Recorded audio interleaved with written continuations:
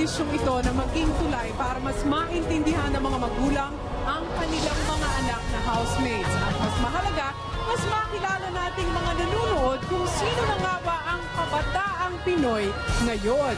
Magsisimula tayo sa tatlong mukha ng kabataang Pinoy. Isang atleta, isang makata at isang matapang na tinatanggap ang kanyang pagkatao. Kung sino-sino sila, narito panoorin ng lahat. Ang kabataan ngayon, kayang ipagmalaki ang kanilang tunay na pagkatao. Ako po si Ryan, 14 years old, from Cebu City. Sa murang edad, maagang natanggap ni Ryan ang kaibahan ng sarili. Mahilig po akong manood ng ASAP, sila Maha, sila Kim, sila Shaina. Sinasabayan ko po sila sa pagsayaw, lalo na kapag wala sila mama. Parang yun na po yung start nung na-realize ko po na kakaiba ako. Kakaiba. Nung bakla ako, ganun po.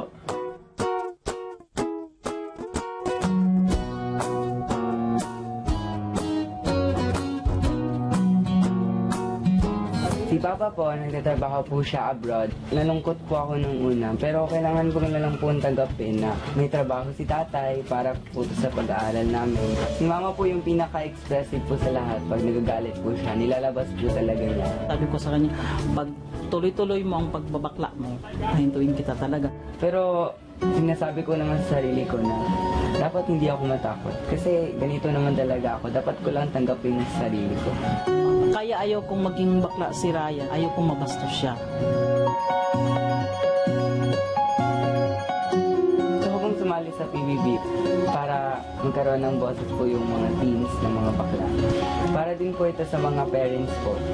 Para ma-realize po nila na hindi naman po ganun kadali. Pero pag tinanggap po nila, wala po silang regrets na makupo. Siya ang Kid Sunshine ng Cebu, Ryan. Ang kabataan ngayon handang harapin ang laro ng buhay. Tulad ng susunod na teen housemate na pagdating sa kompetisyon ay wala talagang inuurungan. Ako si Kenzo Gutierrez, isang proud Atenean from Quezon City, 18 years old.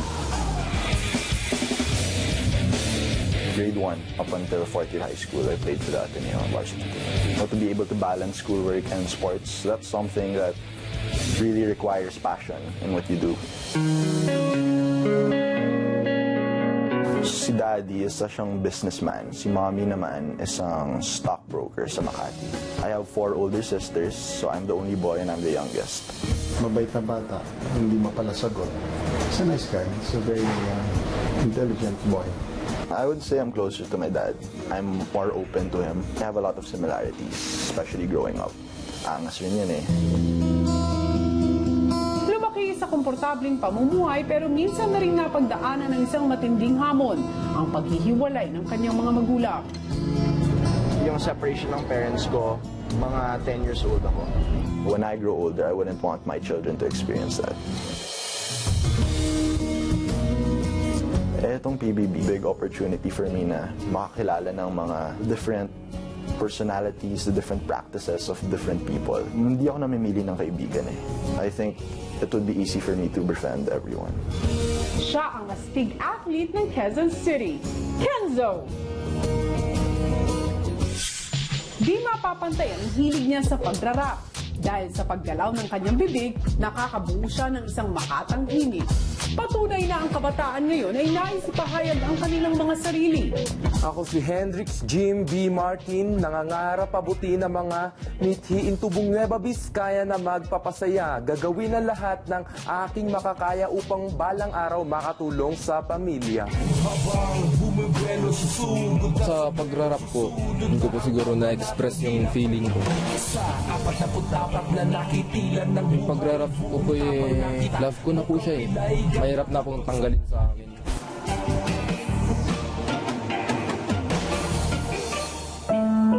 Ang maganda sa kanya, nakakaintindi sila. Kung ano yung binibigay namin, pinagkakasya naman po nila. Pag uwi ko po ng hapon, diretso na po dun sa trabaho ko po. Hanggang alas 12 po ng gabi, gusto ko po maging engineer kasi gusto ko pong makatulong sa pamilya ko. Tsaka para naman po meron po silang anak na engineer. Sumali po ako sa PBB kasi gusto ko pong maging proud sa akin si mama at papa dahil may anak silang may pangarap. Siya ang barrio rapper ng Nueva Vizcaya, Jimboy.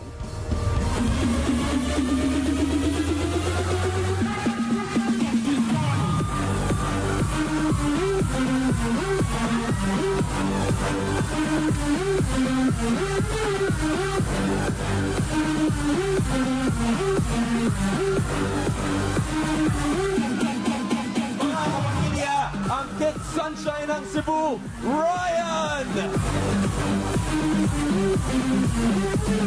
Ang astig athlete ng Quezon City, Kenzo!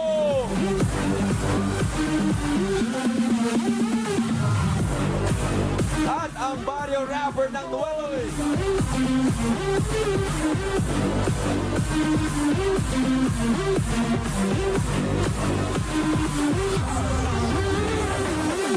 Join us here, Robbie, Jimboy.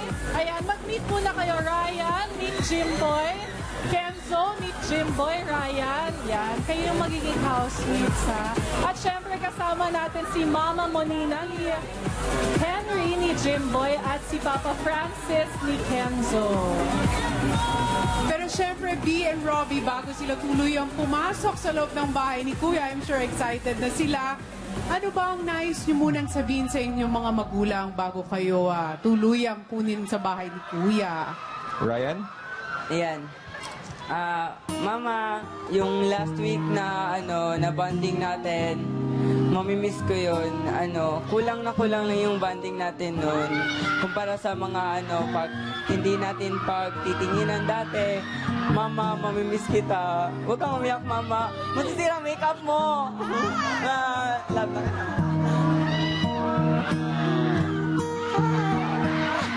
That's your message coming from Ryan. Ikaw naman? Jimboy. Jimboy?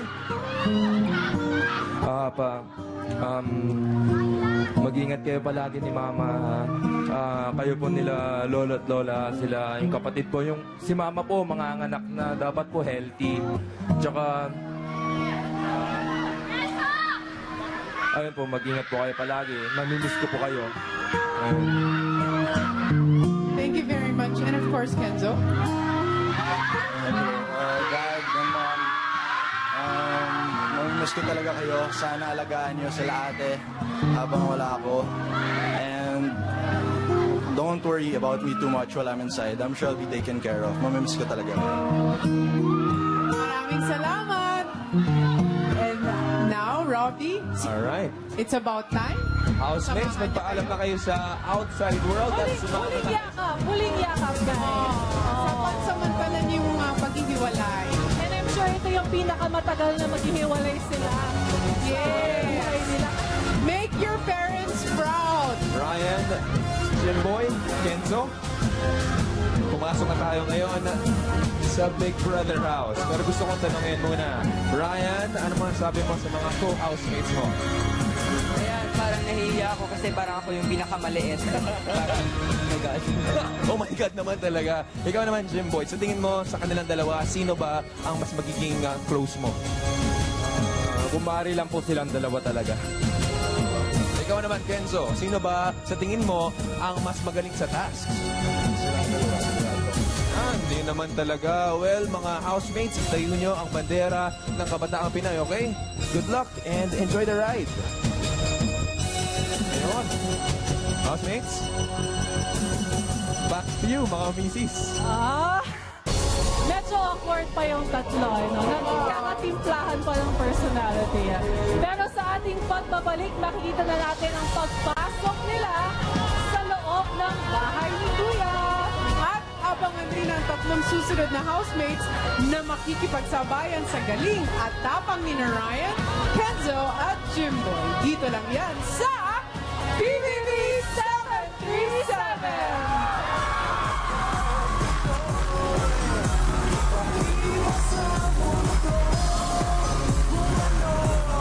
Tutok pa rin sa PBB 737 at At oras na para kilalanin ang tatlong kabataan na iba-iba ang mundong pinagmulan at ginagalawan pero iisa lamang kanilang prioridad sa buhay at ito po ay ang kanilang pamilya.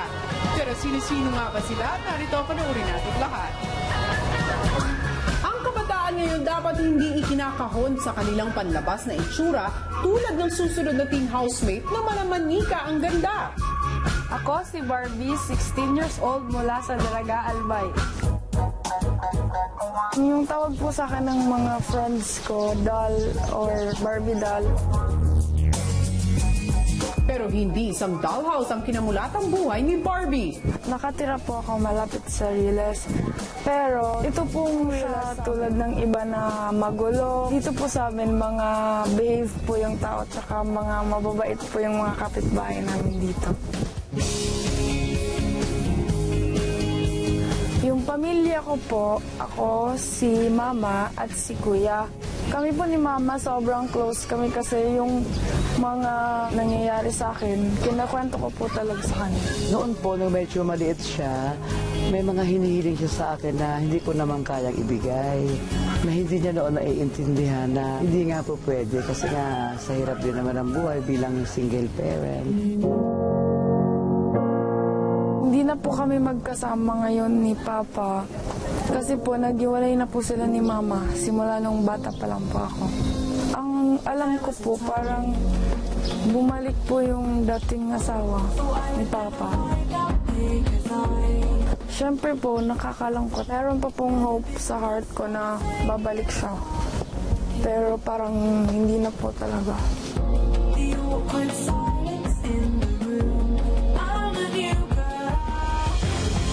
Sumali po ako sa PBB kasi gusto ko po maging proud sa akin yung family ko. Yun na po yung way ko na makatulong kila mama. Siya ay Barbie! Ang kabataan ngayon kaya makipagsapalaran maski lakbayin pa ang malayong lugar alang-alang sa pangarap. Ako po si Bailey. I'm 12 years old, born in Cebu and raised in England. My mum and my dad worked on an Asian cruise ship. They were both entertainers there. After a few months, they became girlfriend and boyfriend. And after a year, I was born. My childhood days in Cebu were very simple. The people, the food, the weather. It's like heaven there. Pero dumating ang panahon na kinailangang lumipat ng pamilya ni Bailey sa United Kingdom. I was 4. I had to watch TV to educate myself in English. At school, it was even harder because I was very different from the other children. I felt alone. Mga bata, they adopt very, very quickly. After 2 months, hindi na siya nabibisaya. Nag-i-English na siya. It's better than it was before. I fit in now. Football was introduced to me when I was 5 years old. I practiced daily and I got better and better. At sa kanyang murang edad, nakilala na siya ng maraming tao dahil sa social media. My dad was like, "Hey Bailey, why don't you make a video?" After I made the video, I got like 5,000 views the first day. But I went crazy. After a month or two, I had like a few 100,000. I'm just blessed to have many people watch my videos. PBB will be a new challenge for me. I'll make new friends and I'd like to overcome some fears. Now I'm back in the Philippines, I'm happier than I normally am and it's good to be home. Siya ang global guwapito ng United Kingdom, Bailey! Palaban, walang susukuan. Lahat gagawin para ang pinakamamahal ay maprotektahan. Patunay na ang kabataan ngayon ay hindi takot sa responsibilidad. Ako po si Camille, 18 years old, mula sa Manila. Ako po ay isang teenage mom.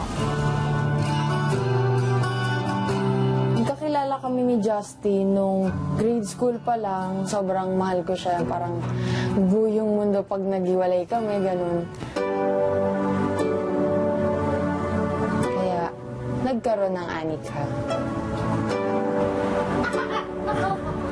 Natakot ako kasi syempre 15 years old ako noon. Hindi ko alam anong dapat kong gawin. Yung family ko na-disappoint sa akin. Pero anak ko yun eh, paninindigan ko yun.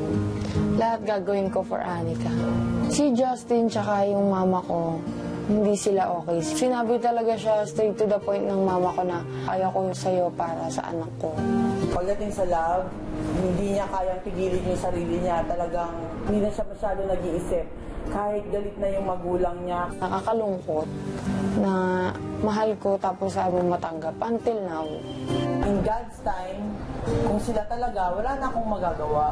Basta ang gusto ko, makatapos pa rin sila someday ng pag-aaral, lalong-lalo na si Camille, para sa anak niya. Sobrang hinihintay ko talaga yung time na maging okay yung family ko kay Justin. Siya ang Teen Mama ng Manila, Camille.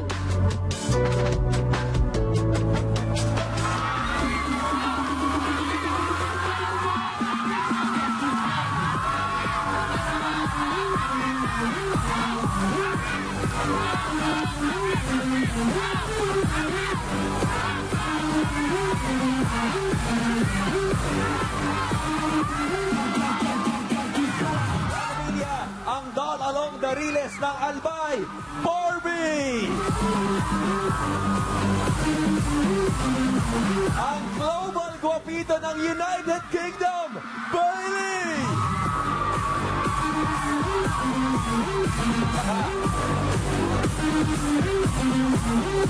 At ang teen mama ng Manila, Camille!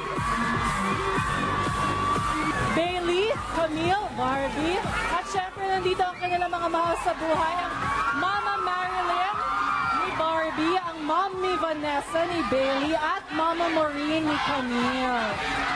Grabe, nagkakagulo. Oo, parang na-excite ang ating mga kapamilya dito sa harap ng bahay nang makita nila sila Barbie, Bailey, Cheating and Camille. competition. Oo. Yes!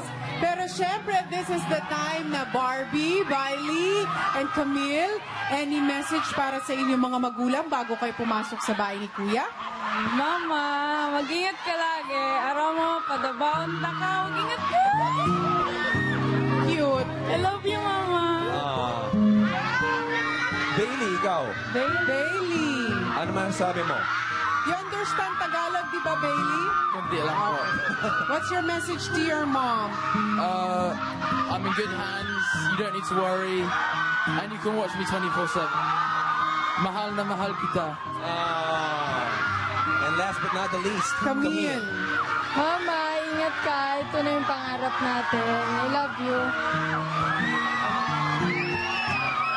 Robbie, it's about time. Ito na. Sama na kayo kay Kuya Robbie. Final embrace sa ating mga mommy. Yes. You can give your last embrace dahil medyo Yes. matagal kayong hindi magkikita.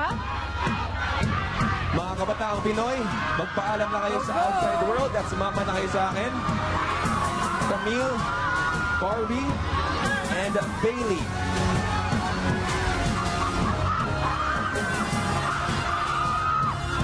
Alright, housemates. Bailey, gusto ko lang malaman, single ka ba? Opo. What do you think of Barbie and Camille? They seem nice. Seem nice. Ikaw naman, Barbie, sa tingin mo, sino ang mas makakasundo mo sa kanilang dalawa? Siguro si Camille kasi babae. Ayun. And Camille, housemates mo? Mababait, syempre. Well, papakabangan namin yung journey nyo sa loob ng Big Brother House. Housemates, welcome to PBB 737. Bianca, Tony? Oh, ayan na. 6 na housemates na nga ang ating mas nakilala. Pero marami pang dapat abangan sa gabing ito. Yes, nakaka-excite mga kapamilya dahil kabilang ang isang kabataang Pinoy na matindi ang pananampalataya at makikilala natin siya sa pagbabalik na PBB 737! Barbie. Camille. Barbie. Camille. Parang nahihira talaga ako dito. Ang init talaga. Wala na bang mas malito sa akin? Ano? Ilang taon ka na? Parang si Ryan ang pinaka-friendly sa kanilang lahat. At ang una niya napansin, si Bailey. Aabangan natin ang series na yan. Pero tuloy-tuloy pa rin po ang kwentuhan dito sa PBB 737. At simula nang ipinakilala natin ang susunod na housemate nitong nakaraang linggo, marami na ang naging interesado kung ano ang ibabahagi niya sa ating mga manunood. At kung sino siya, narito, panoorin natin lahat. Ang kabataan saan ngayon ay pinapahalagahan ang kanilang pananampalataya. Ako po si Ayla, 13 years old. Ako po ay isang Muslim taga Bacolod. Dato po kami magkakapatid. Yung mama ko po, nasa bahay lang po siya, nag-aalaga sa amin. Si Ayla po, masunurin po. Maalalayan siya po sa amin, kay papa niya at sa mga kapatid niya. Pag wala po akong ginagawa, nag-drawing po ako. At saka nagbabike kami din sa labas. Mahilig po ako sa nature kasi po patahimik. Tapos para naramdaman mo na, oh, yung saya pala dito pag ikaw ang mag-isa. Sa likod ng kanyang pagiging masiyahing teenager ay isang simpleng hiling. Si Papa ko po sa Saudi Arabia po siya nagtatrabaho, tubero po siya. May times po na gustong-gusto niya na pong umuwi dahil nga po pagod na po nga siya daw kasi lang po wala nga po siyang pera. Yung bago may papakita ko po sa mga tao is yung ano talaga yung religion ko tsaka yung ano rin merong ugali yung Muslim na kakaiba na parang normal lang na isang kabataan Pinoy. Gusto ko rin po makapasok para po makauwi po dito si Papa para nga po hindi na po siya maghihirapan tsaka po makatulong po ako sa pamilya ko. Siya ang faithful daughter ng Bacolod, Ayla.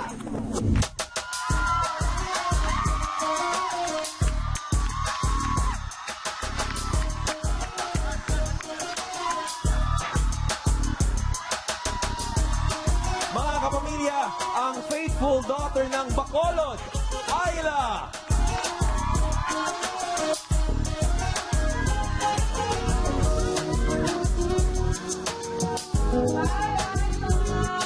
Samahan mo kami dito sa stage. Hello! Pretty in pink. Yes, at kasama namin ang ngayong proud na Mami Aisha. Nako, si Mami naluha na kaagad. Buti pinayagan ni Mami na mag-audition si Ayla dito sa PBB. Pero Ayla, bago ka tuluyang pumasok sa bahay ni Kuya, habang naluluha ang iyong ina, meron ka bang gustong sabihin sa kanya?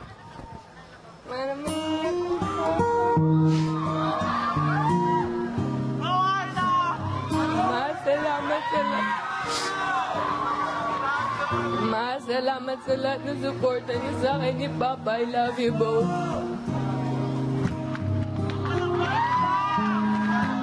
Mahirap man, I'm sorry, pero ito na yung goodbye for now sa iyong Mami. O sige, isang final embrace, sige, at para maihatid na kita, Ayla.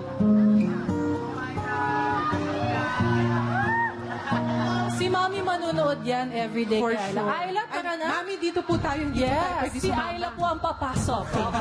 Dito lang Ayla, tayo, Mami, at ha? Good luck, i-assistant tayo Ayla. dito.